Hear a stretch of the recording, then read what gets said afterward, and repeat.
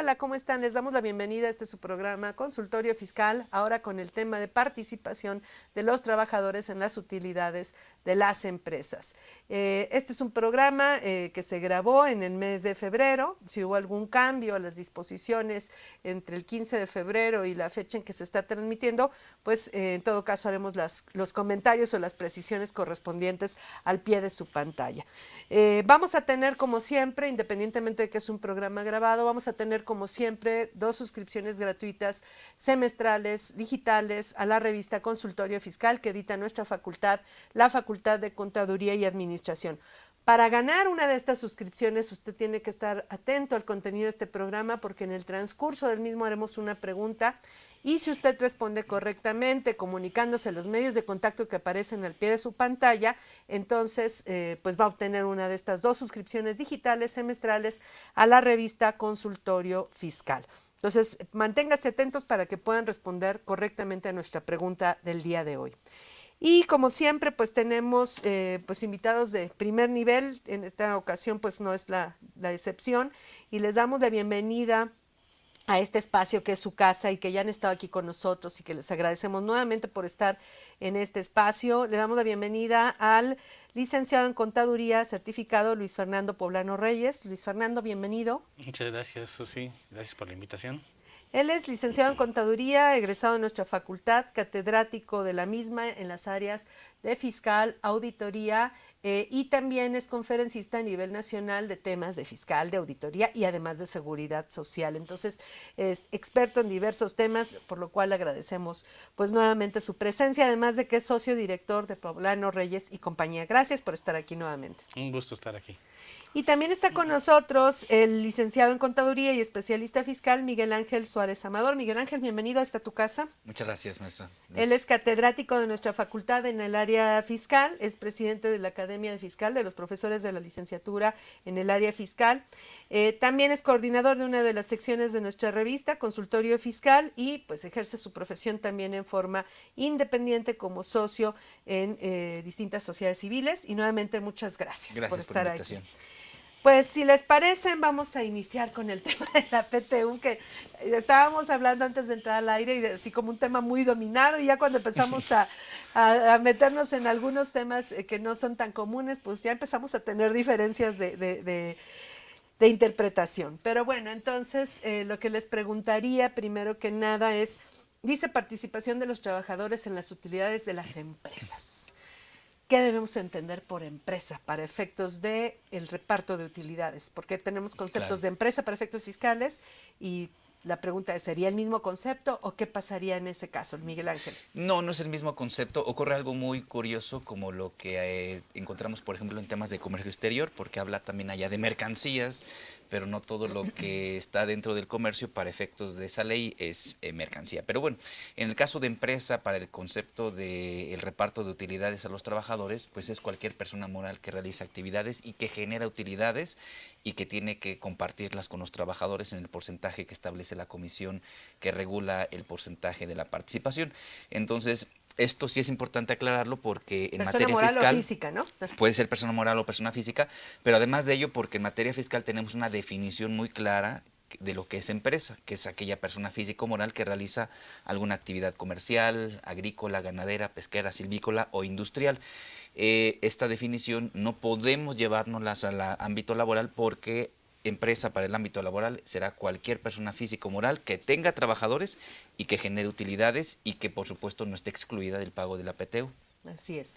Entonces, digo, ejemplos de personas que no serían empresas para efectos fiscales y que sí serían empresas para efectos laborales y por lo tanto estarían obligadas a repartir utilidades. Las personas morales con fines no lucrativos, como son las cámaras de comercio, los sindicatos, los partidos políticos, lo que son también las donatarias autorizadas, las instituciones de asistencia privada, todas estas personas que están en la ley del impuesto a la renta como clasificadas de personas morales con fines no lucrativos que no pagan ISR en principio, ¿sí? Porque sí hay otros supuestos donde pagan, ese es para la parte fiscal.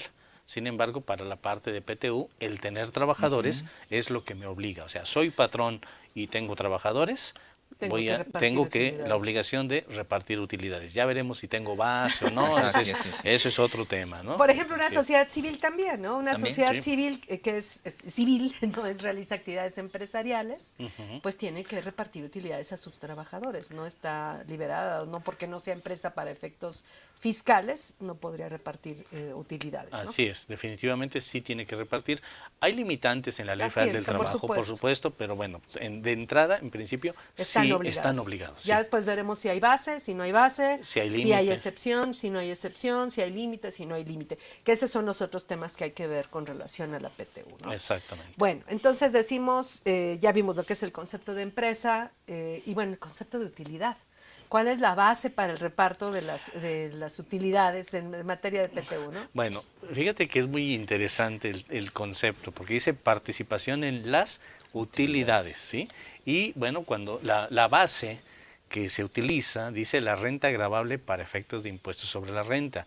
Hay que leer muy bien porque nunca dice la única base será la ley de impuestos sobre la renta, ¿sí? Dice que la base será la ley de la renta gravable para Y ISR. si se considera ¿sí? utilidad en cada empresa, la renta gravable de conformidad con las normas de la ley del impuesto sobre la renta. Así es, eso es lo Eso que viene en el 120, segundo párrafo de la Ley Federal del Trabajo. Exactamente, entonces la base gravable para efectos de impuesto sobre la renta, pues para personas morales, pues es lo que tenemos como lo que sería los ingresos menos deducciones y nos da una utilidad fiscal.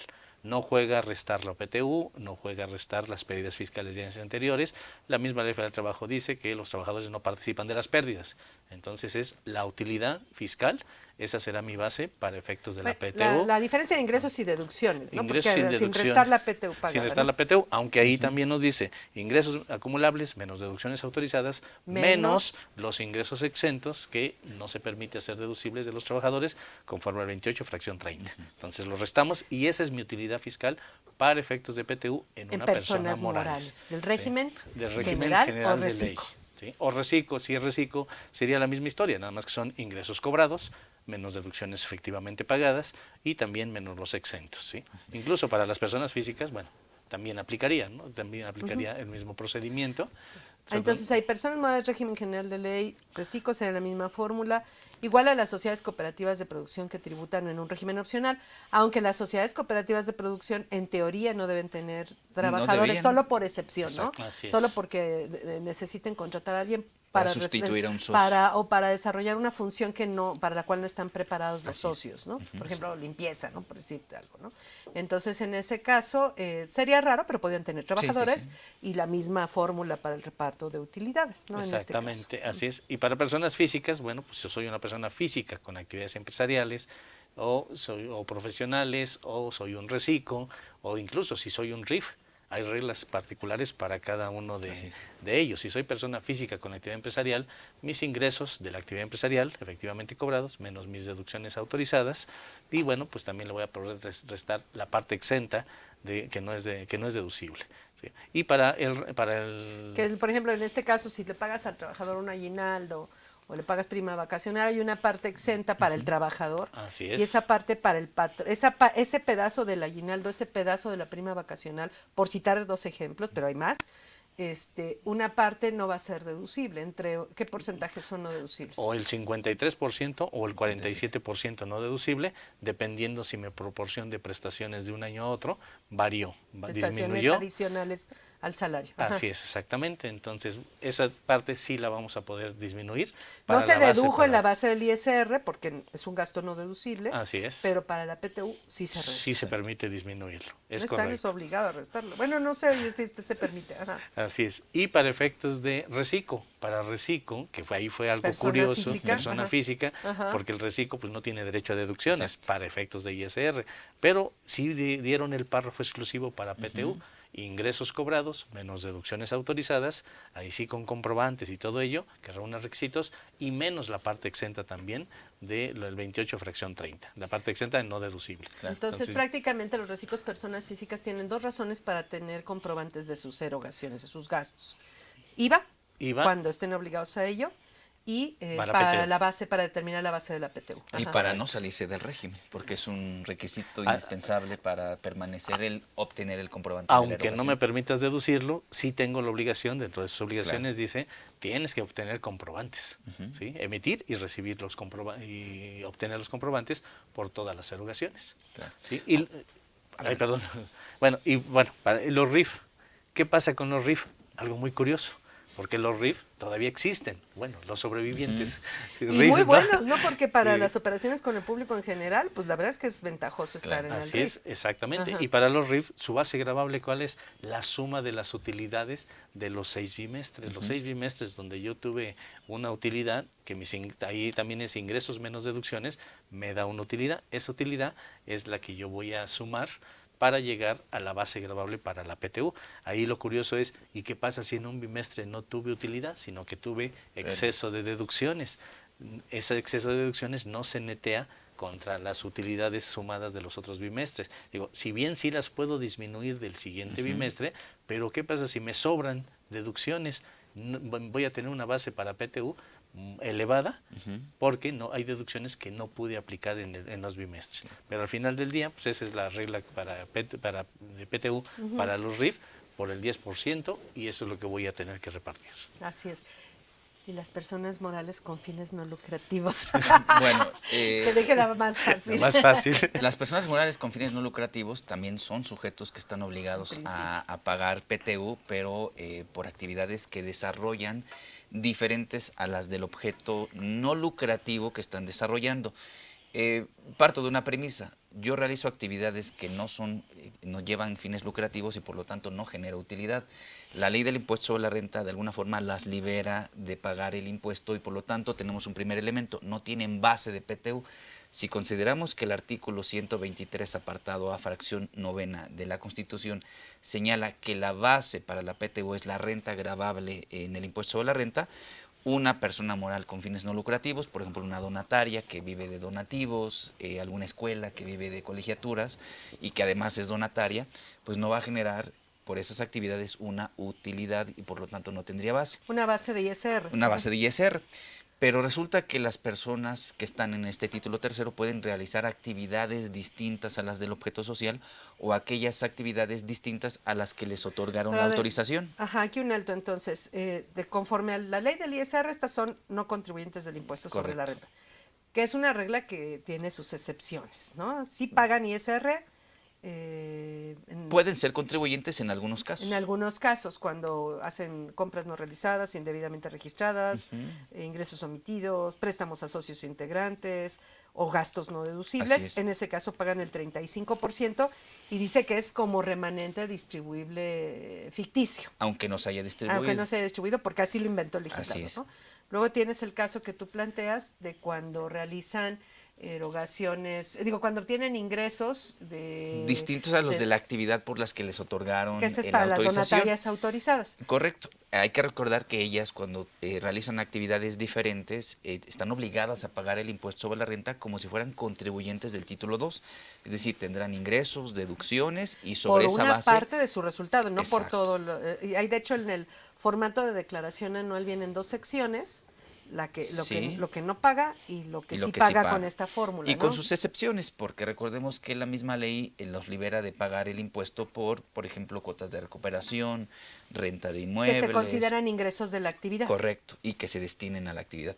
Pero en estos casos es muy claro que una institución sin fines de lucro, que conocemos de aquellas que están en el título 3, pues se van a ver obligadas al pago de la PTU a sus trabajadores. En esa parte no hay duda, ¿no? Así es. Ahora, las que no son donatarias es cuando enajenen bienes o presten servicios a personas que no sean miembros Así es. en más de un 5%. Así es. En el caso de la donataria solo aplica cuando sea Un en más de un 10%. 10. Aquí es un 5. Así es. E igual se van a convertir en híbridos, ¿no? Sí. Una parte se queda de la utilidad se queda en el título 3 como no sujeto al pago del impuesto y otra parte pagará como persona moral, Es ¿no? correcto, correcto. Y ahí cuando caen en ese supuesto, pues lo que cae de base de ISR, pues no hay problema. Eso sí paga, bueno, es base de PTU. Es base PTU y esto por lo que establece la Constitución, lo platicábamos, claramente dice la renta gravable de la PTU es la base que establezca la ley del impuesto sobre la renta. Entonces prácticamente sinónimo de pago de impuesto sobre la renta es sinónimo de pago de PTU.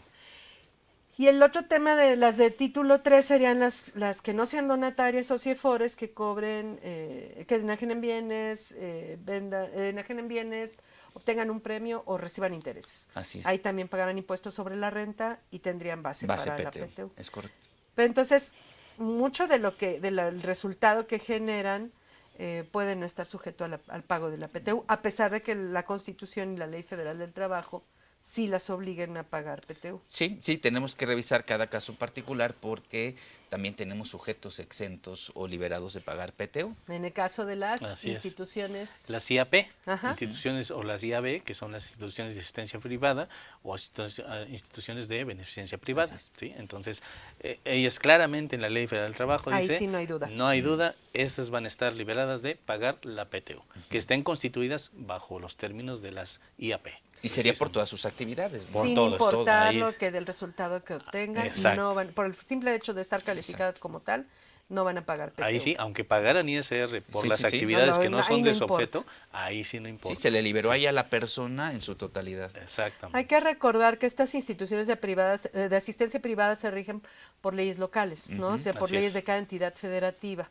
Entonces están las juntas de asistencia privada, por ejemplo, en el caso de la Ciudad de México, y la ley de instituciones de asistencia privada, que es la que las regula, y ellas son esta junta es la que las vigila, etcétera, ¿no? Las autoriza, las reconoce, todo lo demás, ¿no? Es correcto. Pero hay que estar en esos términos, en términos de la ley local, ¿no? Como tal.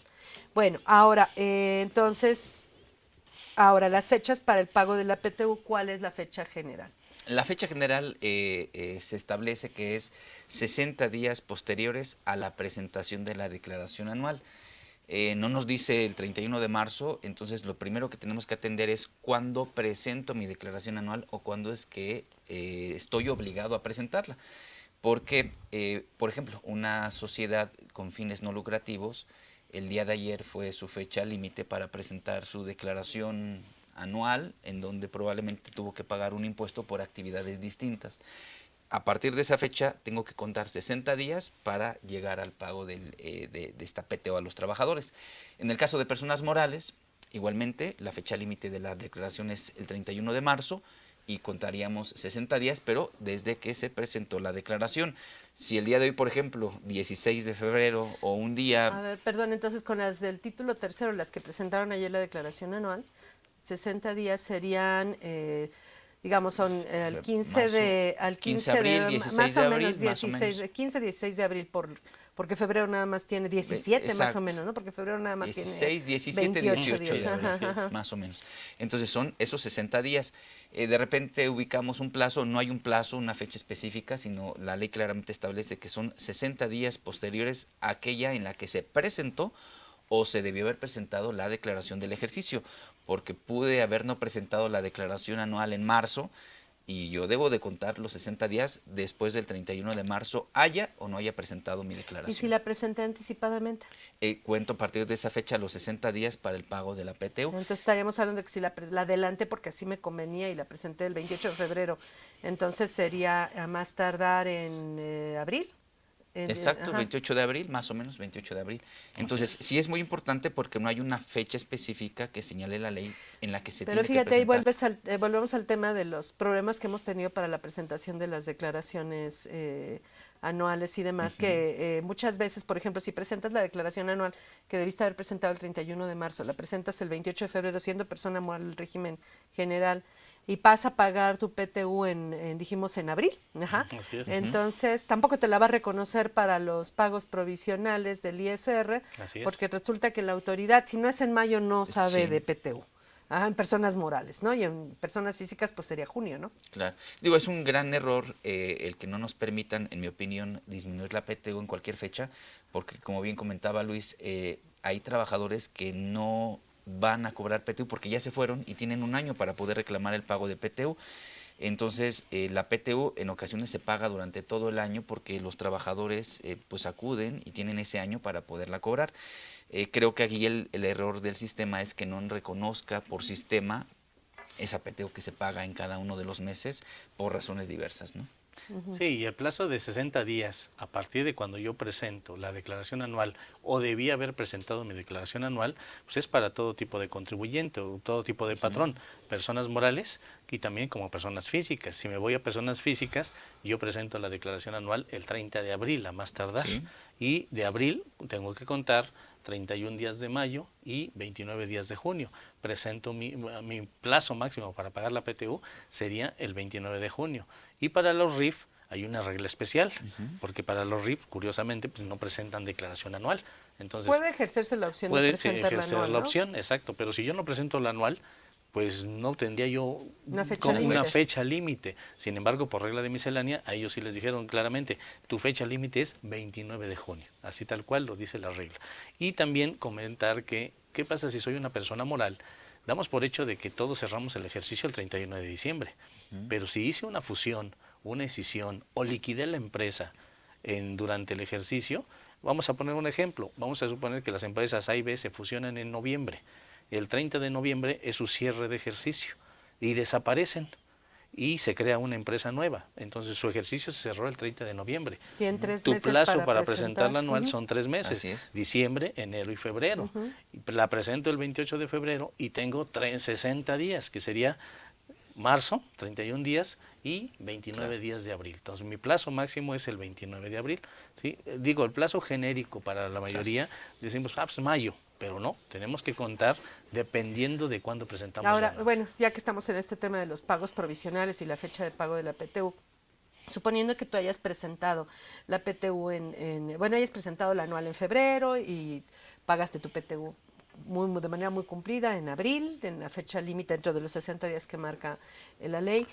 Hay que recordar que cuando se habla de que la PTU se va a disminuir en los pagos provisionales, por ejemplo, de las personas morales, dice que se va a empezar a restar en mayo y se va a un octavo Una octava prácticamente parte. cada Así es. mes hasta llegar a diciembre con los 8 octavos, ¿no? Un octavo acumulativo cada mes hasta llegar a diciembre con los 8 octavos. Eso sería igual si se repartiera la PTU en abril, por ejemplo, como acabamos de señalar. ¿Eso cambiaría o está mal el sistema o es correcto que se reste hasta mayo aunque se pagó en abril? No, no tendría que cambiar. Yo considero que de acuerdo a lo que establece el artículo 14, se comienza a restar a partir En de mayo. mayo. No importa si la antes- pagaste antes. Exacto. no Así sé, es. por ejemplo, presenté mi declaración anual en enero, cuento 3 meses, sería enero, febrero, marzo. Marzo pago la PTU, pero por sistema no debería de reconocerla desde marzo, sino a partir de mayo, porque es muy claro el artículo 14 que dice a partir de mayo y una octava parte. Entonces, eso Es es correcto. El problema es que no nos permita pagarla en diferentes meses para efectos de reconocerla Así a es. partir de que se paga, ¿no? Sí, es un gran error. Creo que es una disminución que no le permite al contribuyente pagar proporcionalmente su contribución, porque al final del día es una disminución que permite la ley y que por sistema, por aplicativo, por los FDIs, no nos deja disminuir. Perfecto. Además lo hace en base al timbrado. Así es. Si yo timbro los recibos de PTU en el mes de mayo, me lo reconoce. Y si los timbro en meses posteriores, porque lo cobraron en meses posteriores de la PTU, es donde no lo reconoce. Así es. ¿Sí? Ese es el problema que tenemos en la plataforma. Así es. Pero bueno, entonces ya tenemos quienes reparten. Hay excepciones que nos faltó ahí también aclarar. Ya hablan de las instituciones de asistencia privada, que por ley, en la Ley Federal de Trabajo las exime, pero ¿quién más están eximidas de repartir utilidades? Las empresas de nueva creación durante el primer año no se reparte PTU, empresas que van a crear un producto nuevo también, obviamente debe ser reconocido que ese producto es novedoso, que es innovador, no existe en el mercado, para que durante ese periodo también no se les obligue a lo que es el pago Que ahí de son la 2 PTU. años, ¿no? Durante Son los 2 dos años, primeros años. exactamente, son 2 años, el Seguro Social no paga PTU, por supuesto, ahí no hay más. Y bueno, instituciones públicas descentralizadas con fines culturales también no van a pagar lo que es la PTU. Y bueno, también habla de las empresas que tengan un capital menor al que fije la Secretaría del Trabajo y Previsión Social. Sí, yo recuerdo que hace mucho tiempo eran 300,000, ¿no? Es Sí, la última vez que los fijó y ahí sí, se sí, quedó. y ahí se son quedó, 300,000 no pesos. lo ha modificado, entonces bueno, pues serían las que no están obligadas a pagar lo que sería la PTU, ¿no? Y faltarían las empresas de la industria extractiva durante el periodo de exploración, que Ok. puede durar Sí. pues varios años, serían prácticamente Ujú. Sí. Bueno, ahí habría que ver también, porque puede ser que estén en un proyecto en periodo de exploración y en otro ya estén explotando. Sería únicamente por los trabajadores que estén en proyecto de exploración, Así ¿no? es. Así. Pero bueno, entonces hay sujetos que no están obligados al pago, ya tenemos la fecha límite, pues es un derecho general para todos los trabajadores, incluso en el caso de las no lucrativas. Y bueno, aquí la base pues también ya la señalamos, pero ahora los límites al pago de la PTU. Y bueno, antes, bueno, sí, los límites y luego ya hablaremos del procedimiento que hay que seguir para que los trabajadores pues puedan revisar, que es una facultad de ellos, revisar el cálculo de la base de la PTU y la fórmula del reparto, y quiénes tienen derecho y quiénes no, etcétera, ¿no? Pero entonces empezaríamos en ese sentido, En ¿no? cuanto a Entonces, los límites. los límites para lo que le toca a cada quien. Ok. Hay que recordar que la PTU para su distribución se divide en dos partes, ¿no? Un 50% se tiene que distribuir conforme a los días laborados y el otro 50% sobre el salario que percibe cada trabajador. Pero tenemos, por ejemplo, un primer límite de la PTU que generamos o que le corresponde a cada trabajador. Por la última reforma que se hizo al artículo 127, incorpora la fracción octava en donde pues, nos dice a cada trabajador tendrás que limitar la PTU ya sea en un promedio de 3 meses de su salario o el promedio de la PTU que se le pagó en los 3 ejercicios anteriores o 3 años anteriores.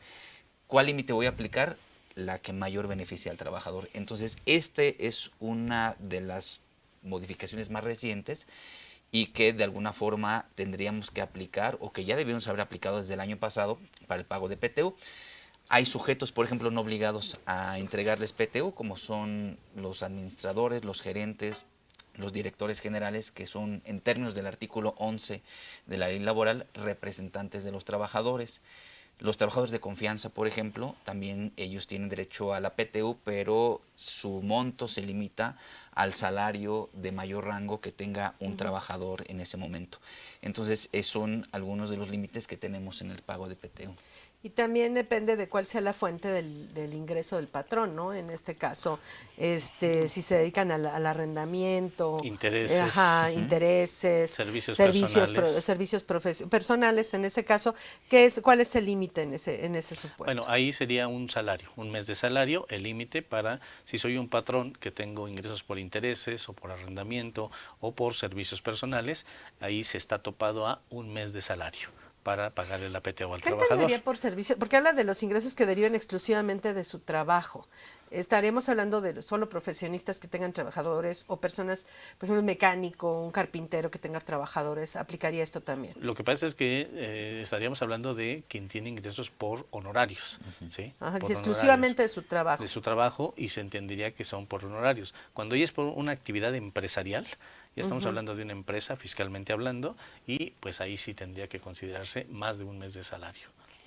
Bueno, que ese es todo un tema, ¿no? El de que se dedica, los oficios y las profesiones es todo un tema. Así Pero es. bueno, ahora, un mes de salario, sí, solo sí, la PTU alcanza más de un mes de salario. O sea, sí, si sí, tú claro. calculas lo que vas a repartir y dices, pues le tocan 100,000 pesos, pero gana 10,000 pesos, pues entonces nada más le repartes 10,000 pesos. Así Pero es, primero hay que hacer el cálculo. Así es. Porque si le tocan 8,000 pesos y gana 10,000 pesos, pues les das 8,000 pesos, ¿no? Sí, hay que hacer el cálculo primero de, como ¿Cuánto les mencionaba corresponde? Miguel, lo que es el 50% en base a días trabajados y 50% en base a lo que es el salario percibido. Ahí hay que tener cuidado porque hay ocasiones que el trabajador dice, pues yo trabajé todo el año. Sí, pero tuviste ausentismos y esos no cuentan. Tuviste incapacidades por enfermedad general y esas no cuentan. Ajá, pero eso va a dar lugar a Tuviste- una cantidad de repartir. Ahorita vamos al detalle del cálculo. Así es. Y lo que le des, en principio, lo que le tocan. Pero en estos casos, si el patrón se dedica otra vez al arrendamiento, servicios personales intereses. o intereses, lo más que les puede repartir, independientemente de cuánto les toque, es lo más que le puede dar es un mes de Un salario. mes de salario, así es. De lo que ganan ellos. Ajá, no salario mínimo, lo que ganan Sí, ellos. y es puro salario, Así salario, es. sí, no habla de Sin horas prestaciones. extras, sin No, nada no, de no, nada. Sin Ajá. integración, puro sí. salario, así es. Y hay personas que no tienen derecho además al reparto, por ejemplo, las trabajadoras del hogar, también Así es. otra. Los eventuales, pero siempre y cuando hayan trabajado más de 60 días, igual para todos los demás trabajadores, creo que es un elemento también importante. Pero si eres de planta y te contrataron así desde el principio, y vamos a suponer que te contrataron el 1 de diciembre de 2022, ahí sí tendrías derecho a cobrar PTU por esos 31 días, ¿no?, que laboraste. Pero si fuiste eventual y te contrataron como eventual y laboraste nada más diciembre, ahí sí ya no tienes derecho a la PTU, tendría que tener más de 60 días para gozar de ese derecho. En el caso de trabajadores de establecimientos de empresas que forman parte de la misma, para efectos de la PTU, pues bueno, hay que considerar también estas limitantes. En los tiempos, por ejemplo, las madres trabajadoras tienen derecho también a la PTU en ese periodo. Entonces ya por tipo de trabajador, esos ya dijimos cuáles son las condiciones. Ahora sí vamos al procedimiento. Ya dijimos que la base para la PTU tiene como base la renta gravable para fines de ISR, con sus asegúnes. Exacto. Pero ya determinan esa base y pagan, sobre eso calculan el 10%. Pero antes de ver cuánto le toca a cada trabajador en lo individual, vamos a una pausa y ahorita me explican cómo se reparte la PTU.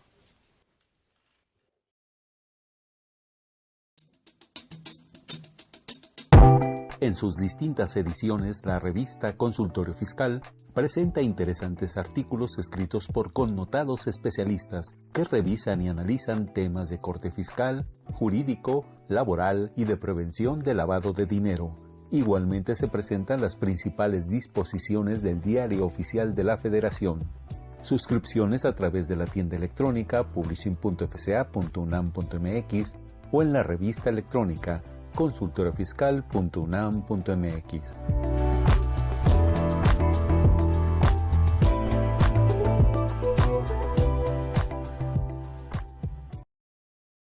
Ya estamos de regreso y antes de continuar vamos a hacer la pregunta para que usted pueda obtener una suscripción semestral gratuita, digital, a la revista Consultorio Fiscal. Le vamos a pedir al maestro Miguel Ángel Suárez que haga la pregunta.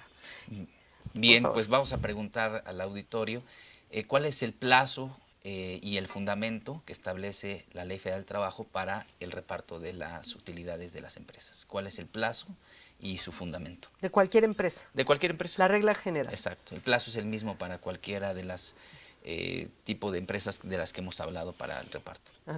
Bueno, pues ya escuchó usted la pregunta, comuníquese por los medios de contacto que aparecen al pie de su pantalla y responda correctamente esta pregunta y se llevará una suscripción semestral digital a la revista Consultorio Fiscal. Pero bueno, entonces antes de ir a la pausa nos quedamos con el tema de cómo se reparten las utilidades. Entonces ya me hablaron de que la cantidad que van a repartir, bueno, la cantidad que van a repartir se tiene que partir en dos. Así ¿Y luego es. qué hago? Bueno, una parte es en base a salarios, otra parte es en base a días trabajados. Vamos a empezar con días trabajados. Se van a considerar como días trabajados, obviamente, los que estuvo laborando el trabajador, pero se tienen que eliminar los ausentismos, porque no le pagué salario al trabajador, no se considera trabajado, no participó, digamos, en generar la riqueza de la empresa, que son las utilidades, por eso no tiene derecho. Las incapacidades por enfermedad general tampoco entrarían, esas incapacidades, y las que sí van a considerarse son las incapacidades por riesgos de trabajo. Eso establece la Ley Federal de Trabajo que se considera como días trabajados, y las incapacidades por maternidad también se consideran como días trabajados. Y ahí nos falta uno, que fue la reforma que tuvimos en 2020 respecto a las licencias para padres que tienen hijos con cáncer. Se les da tratamiento como si fuera una enfermedad general y tampoco se consideran días laborados.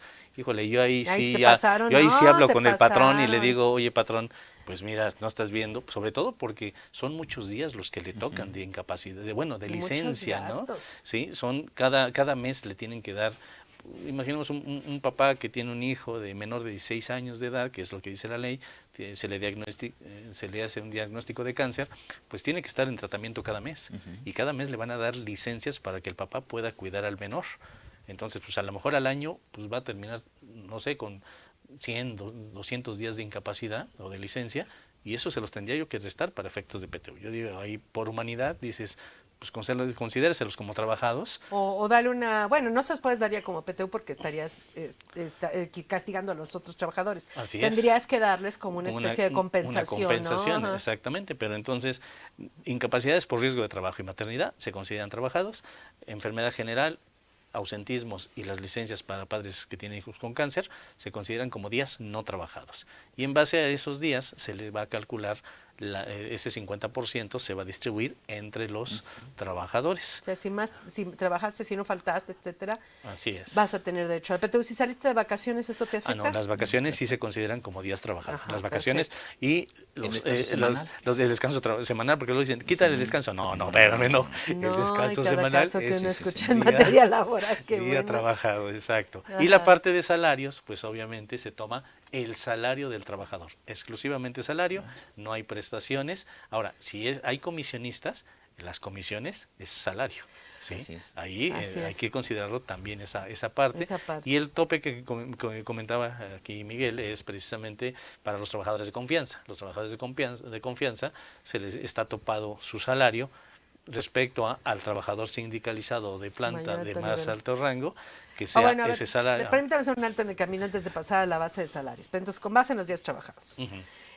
Son 365 días laborados, o sea, Del año. del año, Del año. ajá. Así es. Y en teoría laborados, bueno, salvo porque las vacaciones pues son laboradas. Así Si es. no faltó, Sí, vamos, ok. si no faltó, son 300. Si no faltó y no tuvo incapacidades por enfermedad general, no tuvo una licencia de estas, afortunadamente, pues serían 365 días, estamos Así de es. acuerdo, Sí, ¿no? claro. Porque hay empresas, y ha sido una discusión con la que me he encontrado pues más de una vez, que yo digo, no es posible que estemos en esta discusión. Pero hay empresas que dicen, o sea, haz de cuenta, contrato al trabajador por 30,000 pesos mensuales. Y entonces eso es lo que dice su contrato, y entonces dicen, pues entonces el salario diario lo determino los 30,000 entre 30 días, porque así dice la Ley Federal del Trabajo, y determino el salario diario que es de 1,000 pesos, ¿no? Bueno, está bien. Pero resulta que en la práctica muchas empresas les pagan siempre 30,000 pesos mensuales, sin importar que el mes tenga 31 días o 28 o 30. Y entonces estamos hablando de que le están pagando, si el salario diario es de 1,000, pues están pagando por 360 días, porque en realidad es lo que le están pagando 360,000 pesos. Y entonces le están dejando de pagar 5 días en un año, 5,000 pesos. ¿Qué opinas de esto? Porque dicen que si se le contrató por 30,000 mensuales, que así debe ser y que no tiene por qué variar. No, desde mi punto de vista, sí se le deben de pagar los 365 días. Así es. Le están dejando de pagar al trabajador esos 5 días y seguramente para PTU están tomando 360 días. Sí. Sí, O ya. no, 365 a lo mejor, pero, Bueno, pero ok, sí. Así es, pero no, sí se le debe pagar al trabajador por los días efectivamente laborados. Y los días que labora al año son 365 días. Tan es así que, bueno, hay quien paga quincenal y paga 15 y la parte proporcional precisamente para llegar al final del año a 365 días. Pues si ¿no? vas a pagar con cantidades fijas, tienes que pagar. Determinas si el salario diario, con base en el ejemplo que pusimos, pues si el contrato dice 30,000, determinas entre 30. Pero ese es tu salario diario. Pero tienes que pagar los 365 días del año. Tú puedes pagar con meses promedio o con quincenas promedio, o con Exacto. semanas promedio, es decir, por 1,000 por 30.42 por 12 meses, pues terminarías pagándole 365,000 porque siempre pagas 30.42 días. Así es. Ajá, o quincenas, etcétera, con 15.21, etcétera. No sé qué quieres comentar. Sí, respecto fíjate a que este tema. yo acuerdo de este tema, que siempre es un tema que surge en el cálculo Ajá. de las nóminas. En mi opinión, yo considero mucho depende de cómo es el acuerdo con el trabajador. ¿Por qué? Porque si yo acuerdo con el trabajador que le voy a pagar 30,000 pesos mensuales, cada mes de pago será de 30,000 pesos, sea de 30 días, sea de 31 o sea de 28, porque el acuerdo es que cada mes le voy a pagar 30,000 pesos. Cuando yo me voy por ese acuerdo, en donde el contrato dice 30,000 pesos mensuales, mis quincenas serán siempre de 15 días, porque si no, le voy a restar en cada mes un día o los días que no correspondan o le daría de más.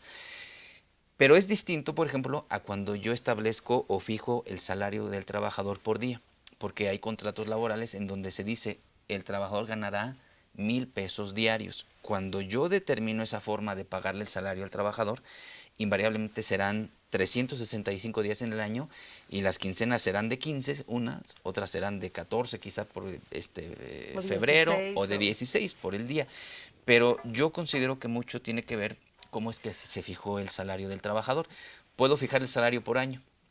Pues si el trabajador tú vas a ganar X cantidad por año. Y entonces para fijar el salario diario tendría que dividirlo en los 365 y pagarle Lo que una pasa cuota es que aquí diaria. la Ley Federal del Trabajo establece que cuando el salario se fija por mes, Así es. el salario para calcular el salario diario, Ujú. divides entre 30 siempre. Pero o sea, es lo que establece, la obligación que establece la Ley Federal del Trabajo. Y entonces, pues ya que determinas el salario diario, pues ya vienen los días de pago, ¿no? Es donde está la diferencia en este caso de Sí. opinión, ¿no? Sí. El detalle es que la Ley Federal del Trabajo establece que cuando hay un criterio o hay una interpretación que pudiera dar en un sentido un O en otro. beneficio o perjuicio al trabajador, siempre se debe interpretar en La que- beneficio del trabajador. ¿Sí? Entonces sí le tendríamos que pagar 365 días. Pues eso es lo que nos encontramos en la práctica. Bueno, vamos entonces al tema de los salarios, precisamente. Ya dijimos que la PTU en primera instancia se reparte con base en días trabajados, con todas las precisiones que ya hicieron, y cómo se reparte con base en salarios cobrados. Bueno, aquí tendremos que hacer una integración del salario que percibió el trabajador durante todo el año y pues bueno, en base a eso determinar el pago que le corresponde respecto de ese 50% a cada trabajador. Entonces es un cálculo que tenemos que hacer en dos formas y al final del día sumar la cantidad que le corresponde al trabajador de acuerdo a los días trabajados y al salario que percibió durante todo el año para que podamos hacer el pago. De alguna forma se trata de que sea justo el pago de esa PTU, que no solo lleven los que ganan más, sino que se haga una distribución un tanto justa. Por eso es que se hace esta separación de las dos formas de distribuirlo. Y ahí es donde entra el tope, ¿no? De los 20, o sea, ¿con qué salario participas? ¿Cuál es tu salario tope con el que participas en la fórmula del reparto, ¿no? Que es Así ¿a quién es. le aplica y cuál es? Para efecto de los trabajadores de confianza, se les aplica el salario más alto del trabajador de planta o sindicalizado más un 20%. 20%. Entonces, ese sería el tope. Considerando que, bueno, aquí aclarar un poquito, cuando hay salarios mixtos o salarios variables, cuando es un salario fijo, se toma su sueldo, la cuota diaria únicamente, no hay horas extras, no juega nada de esos conceptos, y cuando hay salario mixto, es mi parte fija de sueldo más mis comisiones. Así Las es. comisiones son sueldo también, entonces de eso es lo que voy a tomar en consideración, pero si soy trabajador de confianza, bueno, pues un trabajador de confianza hay que tener el tope que se le aplica de el trabajador de más sueldo, Más alto sueldo, ajá. sueldo más alto, el 20% adicional. Ahora, ¿qué es trabajador de confianza? Porque aquí también debemos tener mucho cuidado que dice, pues todos son de confianza. No, espérame. La Ley Federal Yo confío mucho en ellos. sí, les tengo mucha confiancita. Entonces, no, espérame. La Ley Federal del Trabajo establece quiénes son Los los de que se confianza. consideran trabajadores de confianza. Así Aquellos trabajadores que realizan una función de dirección, administración, supervisión dentro de las actividades de la empresa. Esos son los que se les consideran trabajadores de confianza. Podríamos tener el error de alguien que no realice esa función, considerarlo como de confianza y aplicarle el tope. Claro. Entonces estaríamos en un error. Así es. Bueno, entonces ya me determino que me toca una parte con base en los días laborados, otra parte con los salarios devengados y ya me da el total del reparto, ¿no? Y bueno, ya que llego al total del reparto, ahí hay límites, ya me los platicamos, pero bueno, los repetimos. Hay límites de lo que le puede tocar a cada quien. ¿Cuáles son, Miguel Ángel? El límite es 3 meses de su salario o el promedio de la PTU pagada en los últimos 3 años. ¿Qué límite Regla aplicó? general para todos los trabajadores. Exacto, la que le aplique, la que más beneficia al trabajador. Y esto obviamente sin considerar los casos específicos, Así como es, por ¿cuáles ejemplo son? las sociedades civiles o los arrendadores. O los patrones de honorarios. Exacto, que ellos tienen la obligación de pagar hasta un mes de salario del trabajador. Entonces ellos tendrían un límite específico y esto sería una regla para los demás. Y esto recordemos que es una reforma recientemente que se dio a conocer el año 2021 para el reparto del siguiente año. Pero entonces, por ejemplo, las empresas que van a hacer su provisión de PTU, que van a registrar contablemente esta PTU como un gasto, que es para ellas un gasto, vamos a suponer que originalmente habían calculado que la base para el reparto eran 1 millón de pesos y el 10%, que es el porcentaje, 100,000 pesos, y estos 100,000 pesos, pues ya cuando hacen todos estos cálculos, resulta que pues ya haciendo el cálculo por trabajador y demás, pues en algunos casos se pasa de estos topes, o depende del tipo de patrón de que se trate, pues se pasan de estos topes, etcétera. ¿Qué pasa entonces con lo que se registra en gastos en ese sentido? con estos límites, ya combinado con estos límites. No, pues, Suponiendo que los 100,000 se reducen en cuanto a mi obligación de pago. Sí, claro, o sea, yo determino con la base del 10%, 100,000 pesos, pero ya con todos estos límites que estamos platicando, resulta que le tocan 80. Realmente voy a repartir 80. Pues yo debo de provisionar 80 y eso es lo que voy a mandar a gastos. ¿Por qué? Porque lo demás no es PTU, no tiene naturaleza de PTU y no tengo por qué repartirla. ¿Sí? Entonces ahí es donde se da ese tope. Los abogados opinan que si hay un acuerdo entre sindicato y patrón o patrón y trabajadores para no aplicar los límites con la reforma laboral, entonces, bueno, pues se va a considerar todo el 10% como si fuera PTU y lo reparto en calidad de PTU. Como si no existiera esta fracción Como si no limitante. existiera, exacto. Pero Pero previo acuerdo entre patrón y sindicato o patrón y trabajadores de que no apliquen esa limitante. Pero ahí vienen varios problemas, ¿no? Derivados de, porque ya no es PTU en términos, el excedente ya no es PTU en términos de la ley, es un pago adicional convenido con el sindicato, ¿no? Pero como tal no sería, pero Lo que sale pasa- de tu obligación en materia de PTU, Lo que pasa es ¿no? que se maneja como no vamos a aplicar la limitante Exacto. para la PTU. No lo pactamos como una gratificación extraordinaria y entonces se queda con naturaleza Pero de habría que ver PTU. cuál es la opinión del SAT. Ahora, hay un en tema el aquí. caso de la disminución porque la PTU pagada se disminuye de los pagos, de la base de los pagos provisionales y de la base en la declaración anual. Entonces, si ya no respetas los límites laborales, habrá que ver qué dice la autoridad para efectos fiscales, de si esto lo va a aceptar como PTU para efectos, para otorgarle los mismos efectos que sería la PTU en términos de la ley, con el respeto de todos los límites, en materia de ISR. Ya no nos vamos a otra historia, ¿no? El efecto en la disminución de la base para efectos del ISR, ¿no? Habría que ver qué dice la autoridad. Ahora, hay un tema, por ejemplo, Fiscal. muy Sí, claro. interesante respecto a la reforma, porque la reforma a esta limitante se hizo dentro del 127 de la Ley Federal del Trabajo y la Constitución sigue señalando en la fracción novena del 123 apartado A que se deberá de repartir un 10% de PTU. Así es. Entonces, tenemos aquí una incongruencia entre lo que señala la Constitución, porque no hicieron la modificación ahí, y lo que actualmente señala la Ley Federal del Trabajo. Que ya existía esa inconsistencia, por ejemplo, para el caso de los trabajadores, Totalmente de de acuerdo. los que Siempre prestan existió. servicios, Así intereses, es. Siempre existía. o arrendamiento, ¿no? Ya Así existía esta misma inconsistencia en todo caso. Porque sí, el 127 dice: el derecho a los trabajadores a participar en el reparto de utilidades reconocido en la Constitución Política de los Estados Unidos Mexicanos se ajustará a las normas siguientes. Así En es. todo caso, pues se debió haber impugnado esto por parte de los trabajadores, pues desde el momento en que les afectó, ¿no? Exacto, Para- sí, porque la Constitución sigue señalando que debe de ser un 10% de las utilidades. Y algo sin muy limitarlo. curioso, permítanme poner en la mesa lo que dice la Constitución. Dice participación en las utilidades. ¿Sí? ¿Qué pasaría? Y ya hubo un caso, ya hubo un juicio y lo ganó el patrón. ¿Qué pasaría si el patrón dice, a ver, resultado, utilidad fiscal, 0. No tengo utilidad fiscal. Pero dice, utilidad contable, 10 millones. Y decide aplicar el 10% a la utilidad contable y declararla como PTU.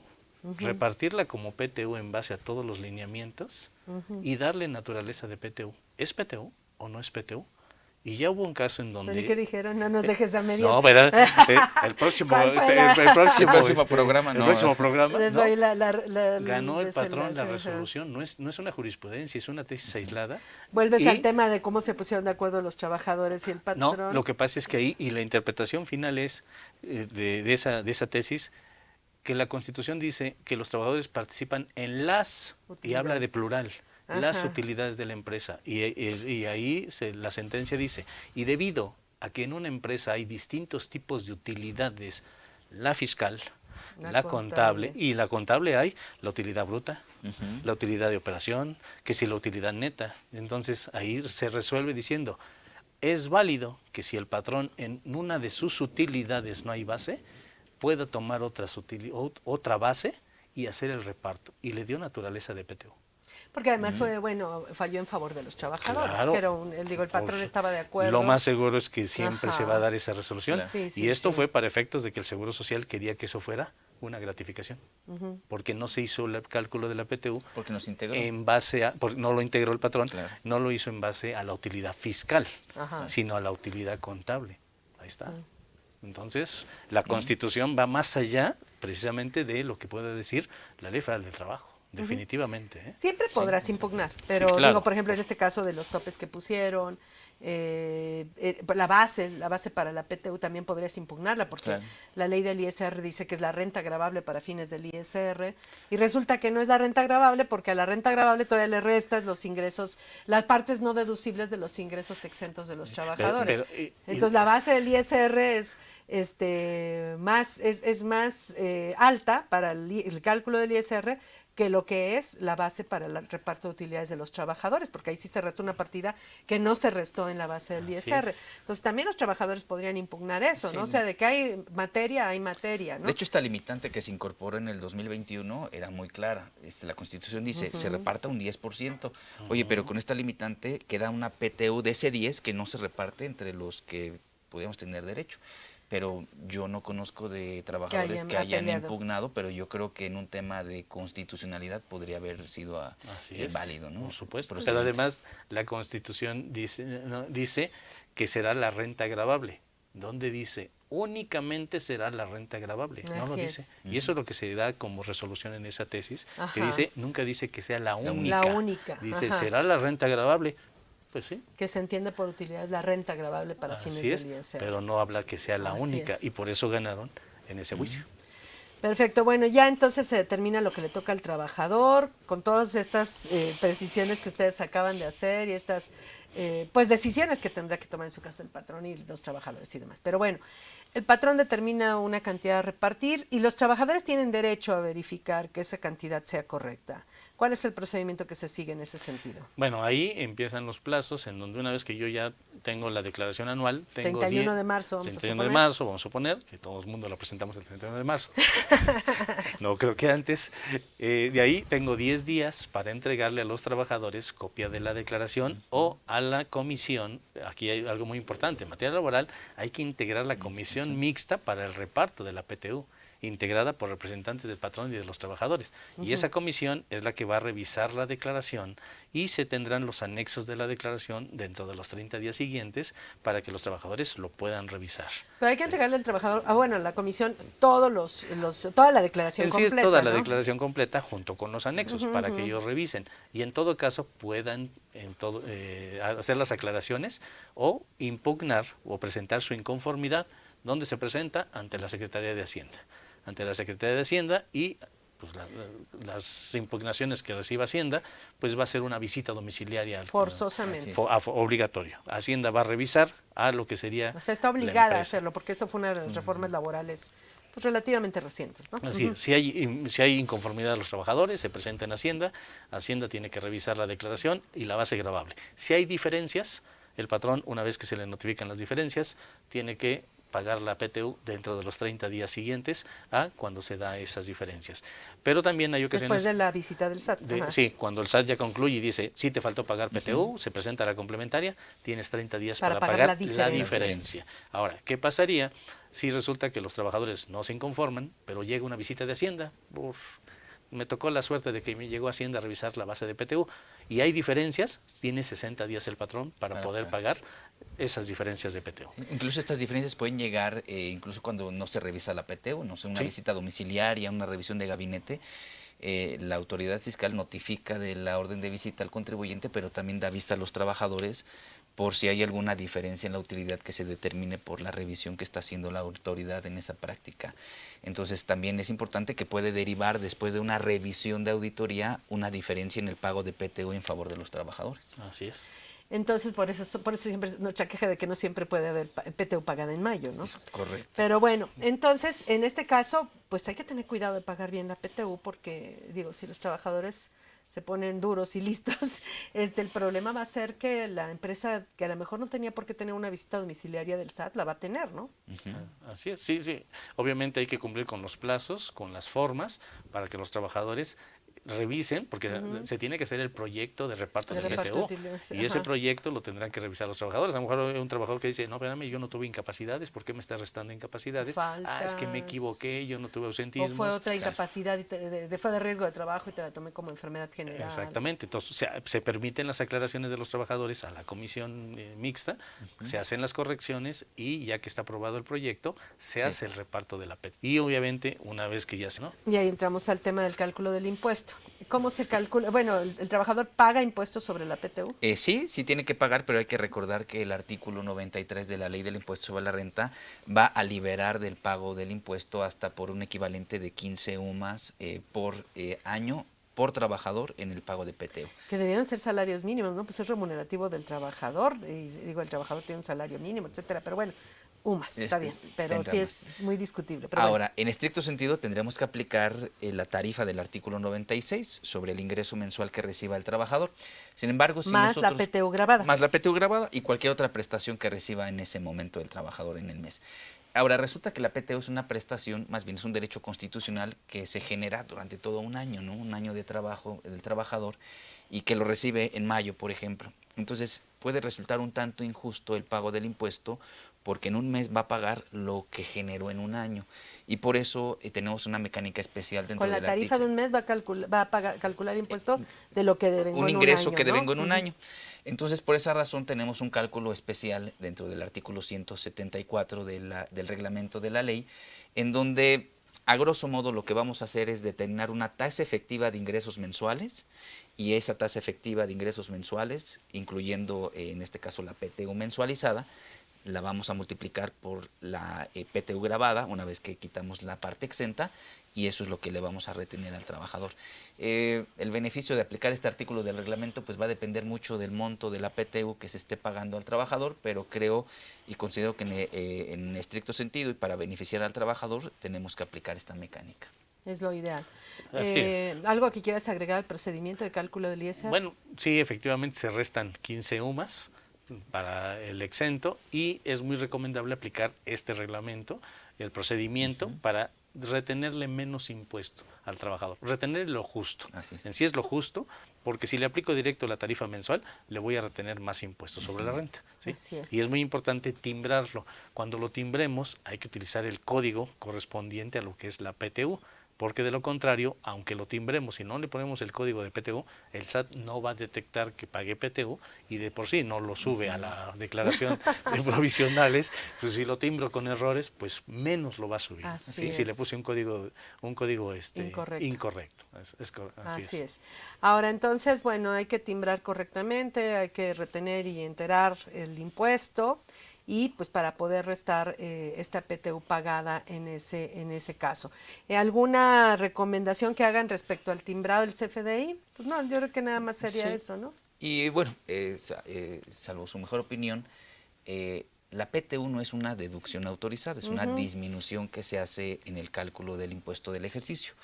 Y entonces un tema que también ha resultado un tanto controvertido es si le es aplicable la regla de la no deducibilidad del 4753 regulada en el artículo 28 fracción 30.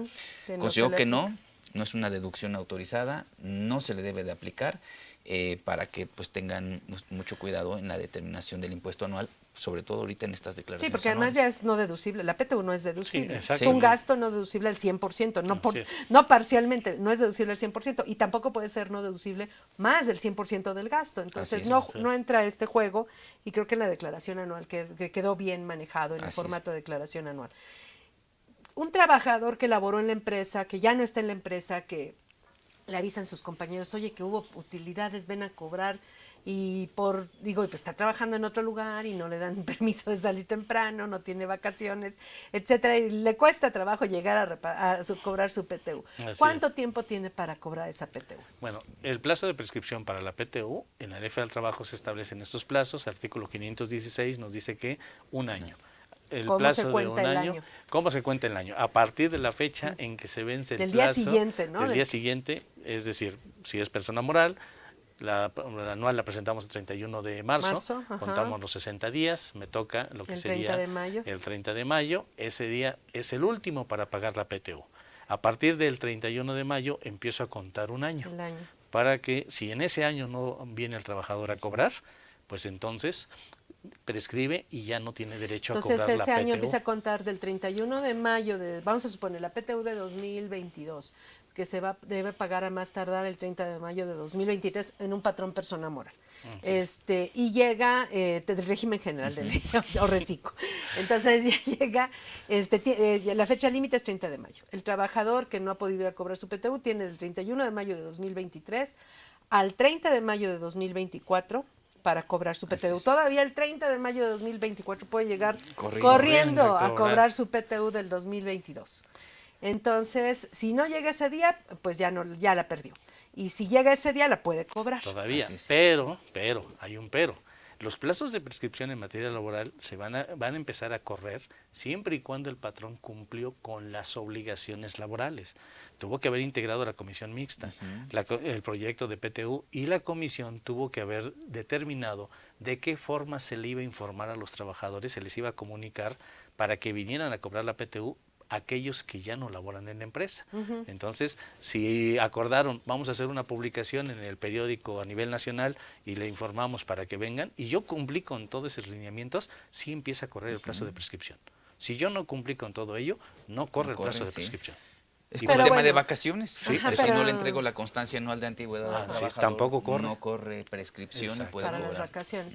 Pero bueno, aquí nada más, esto lo quería señalar porque en el formato de declaración anual de personas morales dice PTU no cobrada del año anterior y se suma a la determinada en este año para efectos de reparto, que no necesariamente es eso, puede ser hasta dentro de 2 años, Sí, ¿no? sí. Si todo se hizo bien. Exacto. Sí, pero si lo hago mal, hasta en una de esas termino pagando 2 veces PTU. Así es. Porque me espero un año, la sumo a la que viene del siguiente, la reparto y después viene la demanda del trabajador, en donde me condenan a pagar se PTU lo de vas a años tener que anteriores pagar. porque no cumplí con estas Exactamente. obligaciones. Entonces, es mucho de cuidado esto. Bueno, pues se nos acabó el tiempo. Les agradezco mucho su apoyo para la realización de este programa. Muy interesante.